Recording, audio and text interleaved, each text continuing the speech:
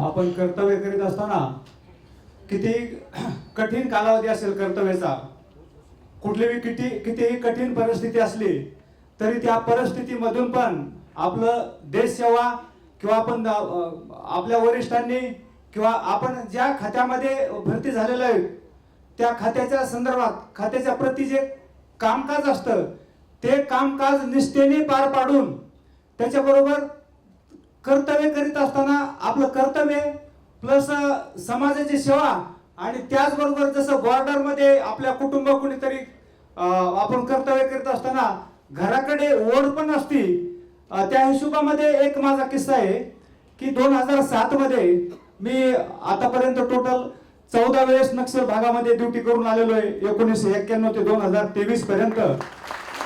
आणि या कालावधीमध्ये 2007 ला चंद्रपूर जिल्ह्यामध्ये जिवती म्हणून एक नवीन तालुका आहे आणि जिवतीपासून साधारण 50 किलोमीटर अंतरावर एक गडचांदूर म्हणून आहे, मोठी तिथं याची सिमेंटची फॅक्टरी आहे। तर मी त्या ठिकाणी असताना जिवतीला असताना तिथं रेंज वगैरे काही नसायची म्हणून मी प्रत्येक दिवशी गडचांदूरला 50 किलोमीटर जायचो 50 किलोमीटर यायचो। यासाठी यायचो की त्यावेळेस 27 मे 2007 ला एक MPSC ची परीक्षा होती आणि त्या परीक्षेसाठी माझी वाईफला मी बसवलं होतं बा। अतिशय गरीब घराण्यामधली मुलगी आहे, आजही घरी गेलं तर खायला नसतं अन्न। मग अशा वेळेस मी 50 किलोमीटर जायचो जिवती ते गडचांदूर आणि गडचांदूर ते जिवती आणि प्रत्येक दिवशी एक तास एक सब्जेक्टचे क्लास द्यायचो आणि असा पूर्ण कालावधी मी जेवढे 3 महिन्याचा कालावधी होता त्या 3 महिन्याच्या कालावधीमध्ये मी माझ्या वाईफला शिकवलं आणि त्याच्यामधून आज ती यशस्वी झाली आणि आज ते ह्याच्या MPSC मधून सिलेक्शन होऊन आज अन्न व नागरी पुरवठामध्ये नोकरी करते। ही झाली कर्तव्य करत असताना कुटुंबाकडची ओढ।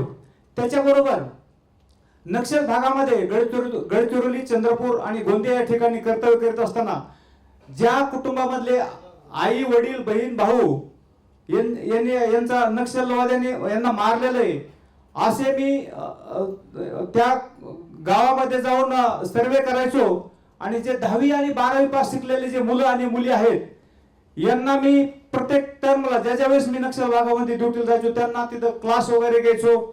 जो गरगरीब ज्याला घरामध्ये काही कुणीच म्हणजे म्हातारे आहेत कुणी आधार नाही अशा ठिकाणी त्यांना काही अन्नदान करायचो, कपडे द्यायचो, सणावाराला त्यांना मदत करायचो। आणि 2008 मध्ये बिजेपार म्हणून एक गोंदिया जिल्ह्यामध्ये त्या ठिकाणी प्रदीप देशपांडे SP असताना तिथं मी एक शिबिर घेतलं। त्या शिबिराला पहिले क्लास होते माझे तिथं आणि त्यावेळेस 81 मुलं मुली मी तिथं क्लासमधून गोळा केले आणि त्या क्लासमधून 51 गोंदिया जिल्ह्यामध्ये 51 मुलं त्या पोलीस भरतीमध्ये झाले आणि त्याच्यापैकी राहिलेले 30 जी मुलं होते ती गडचिरोलीला भरती झाले। असे 81 मुलं माझ्या पहिल्या 2008च्या बॅच मध्ये भरती झाले।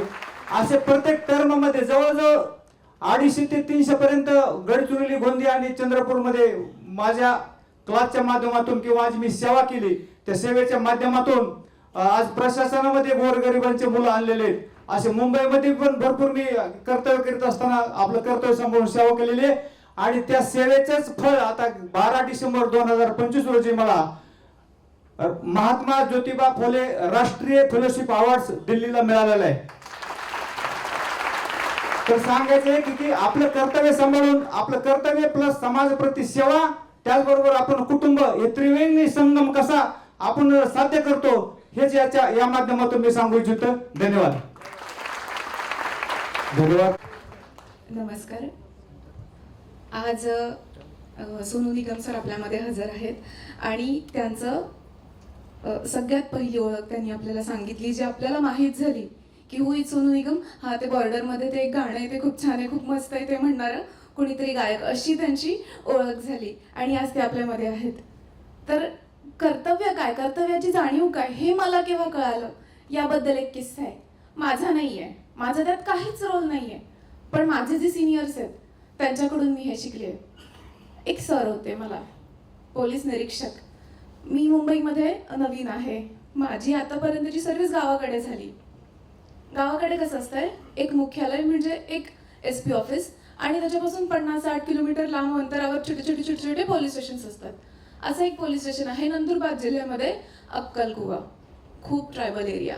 ते लोक जी भाषा बोलतात ती आपल्याला कळत नाही. आपण जे मराठी बोलतो हे त्यांना कळत नाही. मग आपल्याला ट्रान्सलेटरची गरज असते. ट्रान्सलेटर पोलीस पाटील, सरपंच, गावातले शिकलेले लोक ते आपल्याला मदत करतात. त्या गावामध्ये एकदा झाला कम्युनल राईट. परिस्थिती खूप भयंकर होती. आम्ही सगळे तिथे हजर होतो. पोलीस स्टेशनला स्टाफ होता 60-70 अंमलदार आणि आम्ही 3 ते 4 अधिकारी. अशा वेळी आम्हाला मदत मिळण्यासाठी 50 किलोमीटर लांबून मदत येणार होती. 200-300 लोकांचा मॉब रस्त्यानी पळत होता. हातात त्यांच्या हत्यारं होती आणि छोटंसं गाव होतं आणि आम्हाला त्यांची भाषाही येत नव्हती. जे 2-3 गावातले महत्त्वाचे लोक होते ते आम्हाला मदत करत होते, सांगत होते की मॉबची सायकोलॉजी काय आहे आम्हाला, कारण त्यांची भाषाच समजेना. एवढ्या पॅनिक सिच्युएशनमध्ये सगळे धावपळ करत आहेत आणि आमची टीम काम करते. आम्ही काम करत आहोत. पोलीस जसं आपण नेहमी काम करतो तसं. आम्हाला गाईड करायला कोण? आमचे PI सर, कारण त्यावेळी तेच तिथे लीडर होते. ते आम्हाला सूचना द्यायचे, आम्ही तसं पटापट काम करायचो. आमच्या सरांना एक फोन आला आणि सर एकदम स्तब्ध 10 मिनिटांसाठी काहीच बोलेना झाले. आम्हालाच कळत नव्हतं की आता करायचं काय, सिच्युएशन हँडल कशी करायची. आम्ही नवीन खात्यामध्ये, जसं बॉस सांगणार तसं आम्ही करणार, पण आता तेच काही बोलेना झाले होते. मग त्यांनी पाणी बॉटल मागवली, तोंडावर पाणी मारलं, थोडं पाणी पिलं आणि परत सूचना, असं करा, तसं करा, हे करा, ते करा. मग आम्ही पटापट आरोपी अटक केले, गुन्हे दाखल केले. खूप पटपट काम सुरू होतं. 1 दिवस झाला, 2 दिवस झाला. सरांना वारंवार फोन येत होते आणि सर आम्हाला समजायचं की तो फोन आल्यावर ना सर थोडं प्रेशरमध्ये राहायचे. काय होतं आम्हाला माहीत नव्हतं, कारण फोनवर आम्हाला त्यांनाच ऐकवायचं ना, आम्हाला नव्हतं समजत. मग थोड्या वेळाने आम्हाला हे रिअलाईज झालं की फोन आल्यावर आमचे सर डिस्टर्ब होत आहेत. मग आम्ही थोडं सरांवर पण लक्ष कॉन्सन्ट्रेट केलं की नेमकं होतं काय. तेव्हा आम्हाला समजलं सरांची तरुण मुलगी, 18-19 वर्षाची तरुण मुलगी, तिचा 4 चाकीचा अपघात झालेला आहे आणि तिला पायापासून खाली कुठलाच अवयव काम करत नाहीये.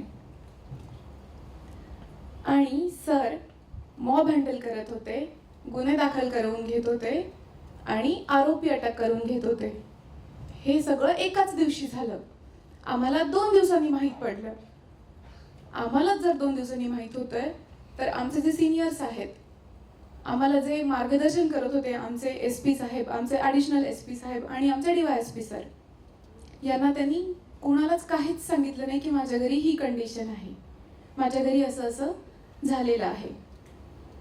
मग 8 दिवसांनी आमच्या पोलीस स्टेशनला सदर गुन्ह्यासंदर्भात मीटिंग सुरू होती. आमचे पोलीस अधीक्षक सर आमच्या ऑफिसमध्ये होते. सगळं डिस्कस करत होते की हा जो सिच्युएशन बदललेली आहे याला आपण कसं कंट्रोल करू शकतो, याच्यात आपण काय ठीक करू शकतो. त्या मीटिंगमध्ये पुन्हा एकदा फोन वाजला. सर बाहेर गेले, फोनवर बोलले. दरम्यान आमचं नाही काही राहावे ना. आता जेव्हा तुम्ही गावापासून लांब असता तेव्हा तुमच्या पोलीस स्टेशनचे जसे इथे सिनियर असतात तसे तिथे पोलीस निरीक्षक असतात, तेच तुमचे कुटुंब प्रमुख असतात. आणि आमचा कुटुंब प्रमुख एवढ्या त्रासात आहे म्हटल्यावर आमच्याकडून काही राहवलं गेलं नाही. आम्हीच सरांना हळूच सांगितलं की सर असा प्रकार आहे, म्हणून सरांना फोन येत आहेत, घरी असं घडलेलं आहे. मग आमच्या SP सरांनी त्यांना म्हणलं की साहेब तुमच्या घरी एवढा मोठा प्रकार झाला, एवढा मोठा किस्सा घडला, तुम्ही आम्हाला सांगितलंही नाही, असं कसं. त्यांना तुमची गरज आहे, तुमच्या फॅमिलीला, तुमच्या मुलीला तुमची गरज आहे. त्यावेळी त्या सरांचं उत्तर, सर म्हणाले, सर तिचा झाला अपघात, ते तिच्या नशिबात होतं, त्याच्यानंतर तिच्यावर होणारा उपचार हा डॉक्टर करणार आहे. मी वडील म्हणून एवढंच करू शकतो की मी तिच्या दवाखान्याचा खर्च उचलावा. पोलीस म्हणून माझं कर्तव्य या क्षणाला इथे आहे. या गावामध्ये मी इन्चार्ज आहे, मी प्रभारी आहे. या गावाचं लॉ अँड ऑर्डर मेंटेन करणं माझी जबाबदारी आहे. मी हे गाव असंच सोडून जाऊ शकत नाही, कारण ती जर माझी मुलगी आहे तर या गावातला राहणारा प्रत्येक माणूस माझ्या कुटुंबातला सदस्य आहे.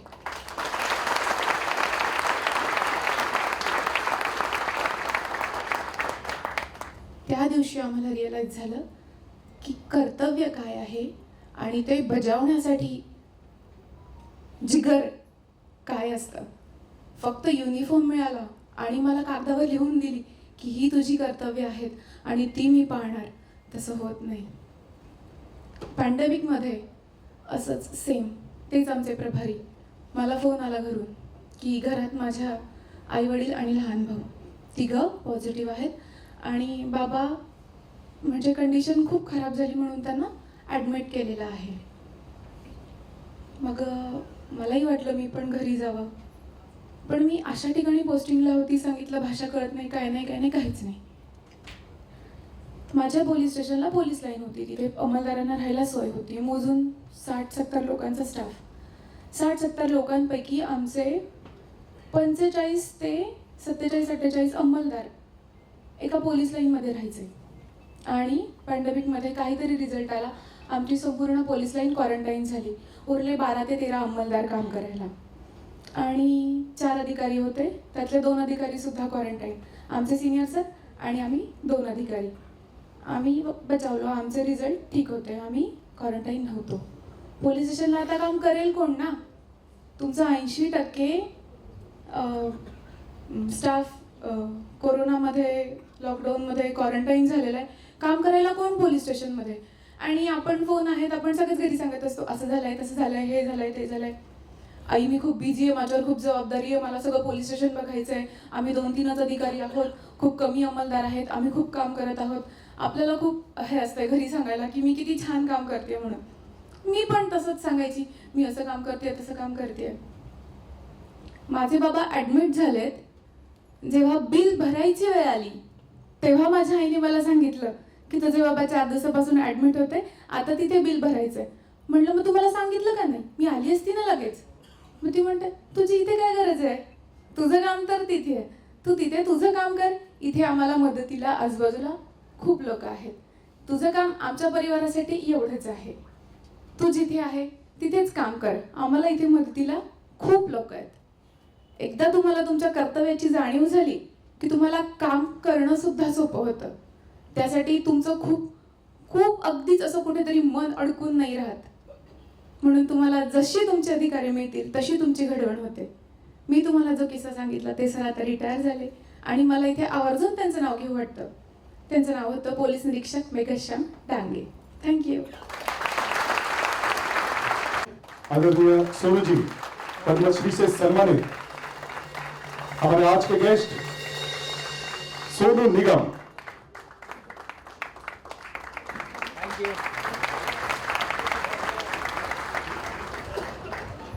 और इसके बाद विनीता साहू मैडम, अपर पुलिस आयुक्त.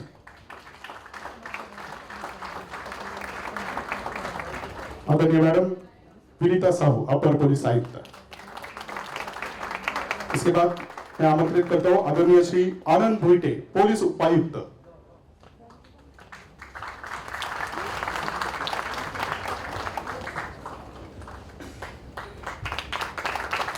इसके बाद मैं आमंत्रित करता हूं आदरणीय श्री अनिल आवाड, सहायक पुलिस आयुक्त.